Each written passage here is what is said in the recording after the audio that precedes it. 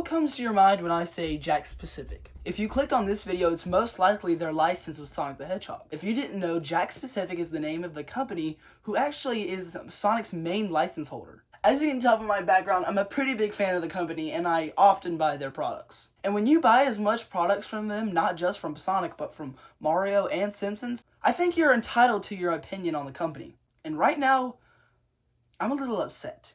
Obviously, I don't hate this company, because if I did, I wouldn't have any of the stuff in this background. I just feel like they're doing so many things wrong. Things that previous license holders was famous for, they are doing the exact opposite. And I know they can't copy, but come on now. I mean, you can still use the same formula as that previous company, just with your spin on things. But I think I might get to that a little bit later. No company is perfect, but I'm pretty sure I have a few ideas that will make the company a little bit better. My name is Speed Turtles, and this is the problem with Jakks Pacific Sonic.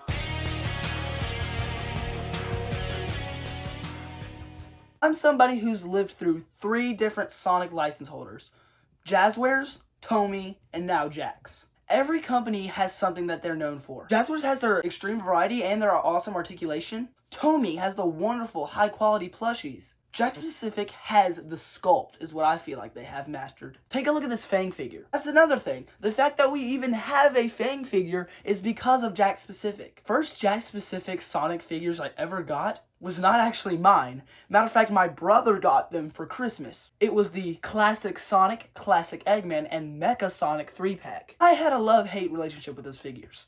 Yes, Mecha Sonic finally got a figure. Yes, the Eggman looks awesome. But why the heck does Sonic look like that? He's supposed to be the main character, aka the one that's supposed to look the most visually pleasing. That's classic, and I've always been more of a modern fan anyways. So a few months later, I went out and bought my own Jakks Pacific figure, which was Super Sonic. And yeah, this guy isn't perfect either. Take a look at his stomach. Why the heck is the stickers literally ripping? And he was like that in the box. Why is his shoe paint so sloppy? And why does it feel kind of cheap? And that hopefully segues into the first point, which is QC. If you don't know what QC is, it means quality control. I have had several occurrences of my Jakks Pacific figures either being horribly painted or broken right out of the box. One of my favorite lines that Jakks Pacific does is the collector's edition line. This is my collector's edition modern Sonic. Like I mentioned previously, Jakks Pacific has probably, in my opinion, the best sculpts for any Sonic license holder. You can glaze Jazzwares, but last time I checked, Sonic doesn't have a huge line around his belly. And you can make the argument that that's for articulation. I'm positive there could have been a better way to hide it. The point I'm trying to make with this figure is actually this occurrence happened the other day. I was posing Sonic, had my thumb right here on the back spine, and I absolutely ripped the back spine right off of him by just turning his head. Just like that. I had to glue it back. I shouldn't have to do that for a $50 figure.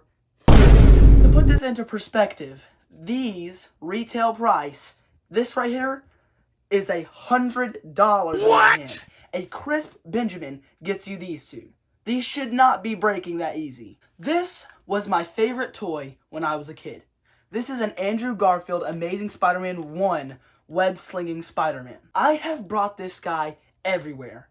Outside, inside, literally everywhere. And through all the years, he has never broke. There is not one broken thing on this figure. Some would make the argument like, okay, Speed Turtles, that is a toy that is made to be played with little kids, meaning it's going to be made more durable. And I get that. But you know what these Sonic figures have done at my house? This.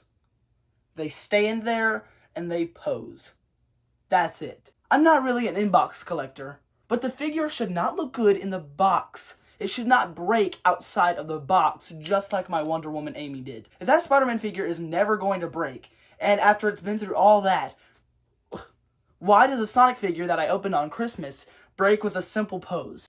And I wasn't even getting into any sort of Todd McFarlane poses. I was literally just turning his head. This makes me really upset, because this is not the only thing that's happened to Crab Meat, who has articulation in his arms, has unfortunately snapped because my brother did this with it. Should not have happened. I get it, it's a 2.5-inch figure. It shouldn't have to be as durable as the mainline figures. But take a look at a overpriced, by the way, $15 for this guy, shadow figure from Sonic Prime with a nice fresh glued leg just for kicking. Just trying to get him in a pose. Just trying to get him on the shelf. My next issue is kind of two.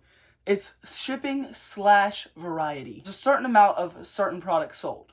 Like for the 35th anniversary, there's a certain amount of Sonics, a certain amount of Shadows, a certain amount of Super Sonics, and a certain amount of Super Silvers. Brand new plushies, the Super Sonic and the Super Silver, are one.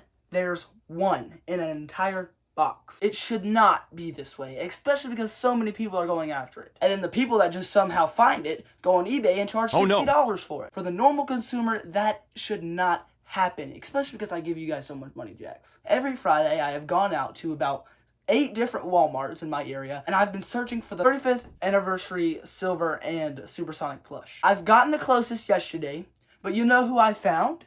I found that stupid flathead pancake Sonic 35th anniversary. I'm sick of that plushie, and he looks ugly.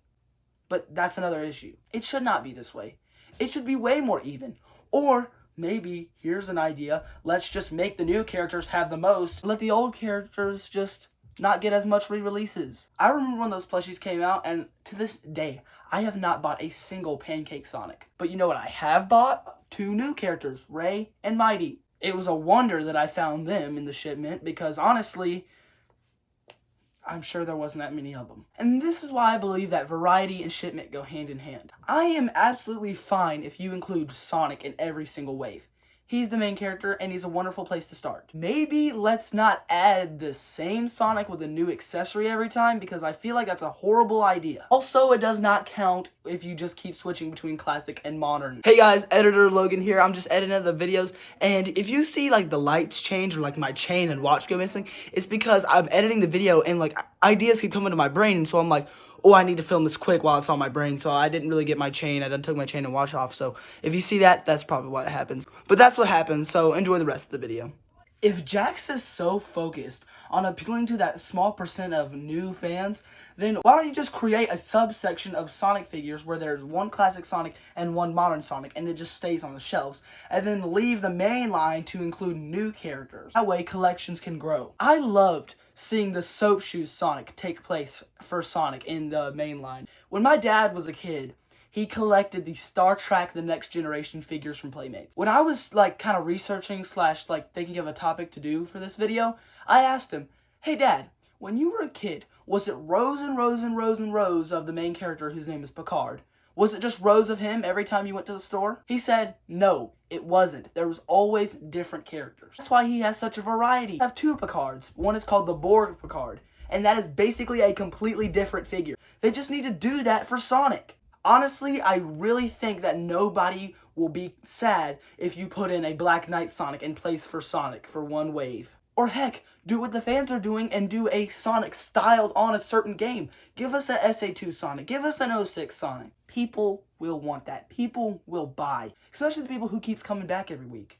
And this is where shipping comes in. When you ship so many Sonics and then put like 2 characters that people actually care about and just put one of them in the shipment, people are gonna most likely not find those 2 characters. Another thing I'm upset with. Stop including characters that we have already in 3-packs. One of my favorite 3-packs ever was the Sonic Heroes 3-pack. Yes, it was classic when Sonic Heroes was modern, but that doesn't matter. It gave us, at the time, 2 new figures, Classic Tails and Classic Knuckles. Yes, you threw in a classic Sonic, but there was more new than old. What makes me mostly mad about this is the brand new 3-pack with the 16-bit Sonic. I have a 2.5-inch one. I would love one of 4-inch scale. Unfortunately, I have to buy another classic Sonic and another modern Sonic. My next issue is with the whole re-releasing it as a single card after it was just already released in the 3-pack. I'm fine with that, but let's just say I didn't end up getting the 3-pack, then I would have no way to get that 16-bit Sonic because he's lost in the shipment. And that brings back the issue of shipment. Let's say, hypothetically speaking, they re-released the 4-inch 16-bit Sonic. I'm probably never going to find him because they just don't ship him to my stores. Or, let's use the 3-pack and do what Sonic teams are known for, which is 3 members, and not just use Sonic, Tails, and Knuckles.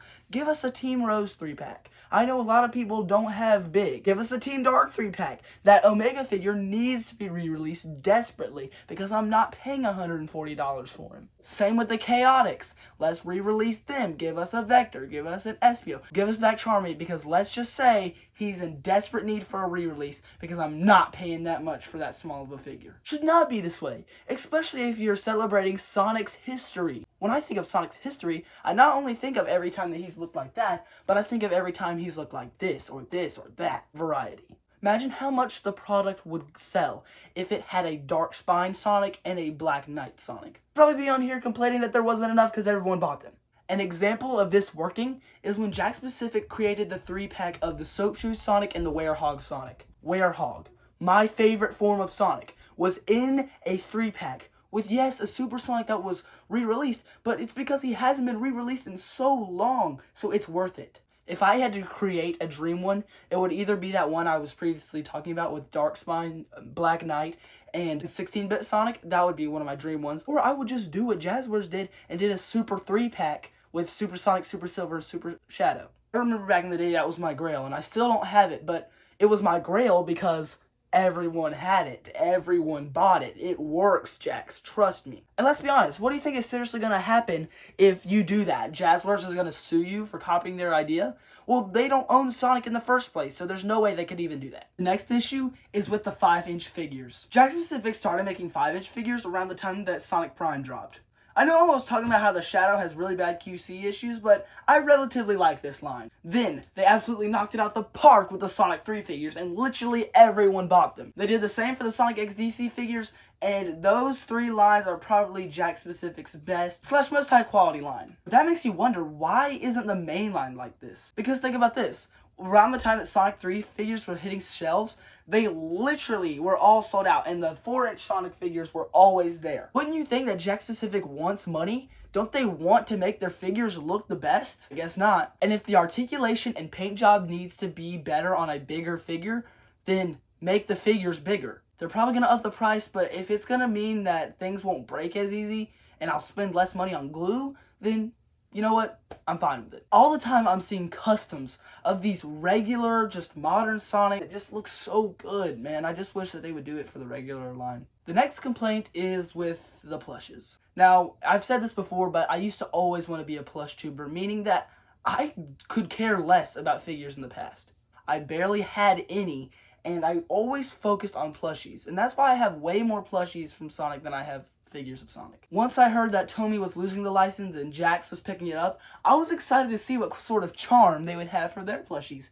Turns out it wasn't charm at all. It was actually horrible, and it was ugly, and just, I couldn't stand them. Then they came out with the Sonic the Hedgehog 2 plush set, which consists of Sonic, Tails, and Knuckles. Well, you know what? I take that back. They came out with a baby Sonic plushie from Sonic 1, and he's not flat at all, so I don't know why they decided to go flat. Anyways, they released this Sonic 2 plush set, and it sold like hotcakes. They did the same thing for Sonic 3, and they sold way more than the Pancake Sonic plushies. Why do you think that is? Because they have variety. And yes, they probably had more Sonics than most of them, but there was still Shadow. I was able to go to the store once I heard that Shadow came out and go get Shadow. I didn't have to wait months and months and months and order it online. I didn't have to do that. My next topic is the 2.5-inch figures. I know that the 2.5-inch figures have a huge crowd of people that love them because they're easy to collect and only $5. They're a little bit too accessible, if that makes any sense. It almost feels like Jakks Pacific is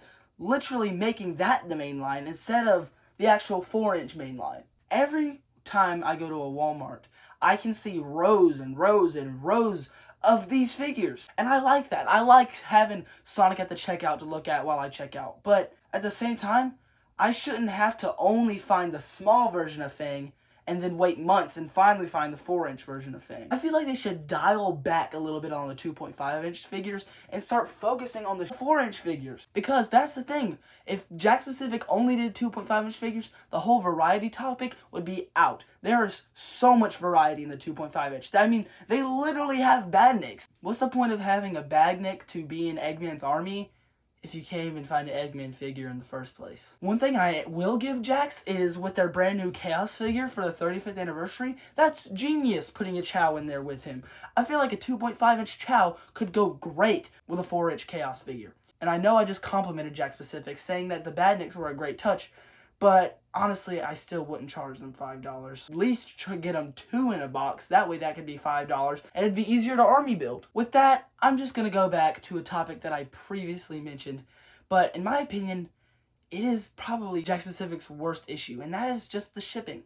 I'll make a comment on this in a video, and I'll just have a comment of somebody going, "Me too, bro. This is such an issue." Because it is a huge issue. The ratio of a Sonic figure to the other Sonic characters has to stop. Like I said, I don't mind putting Sonic in the wave, but please, just stop making them so accessible to the point where it's the only figure that people can get. Changing the way that his mouth looks does not count either. Because I know collectors that will still buy the figure because of small differences like that, but I think most people are not that kind of collector. Jakks Pacific, the small chance that you're watching this video, please, stop making Sonic the only characters that collectors can buy. Because I feel like you're going to make way more money bringing other people there from the Sonic franchise, especially because it has so many intricate characters that people can find out about through your product. With that, that's pretty much all I have to say.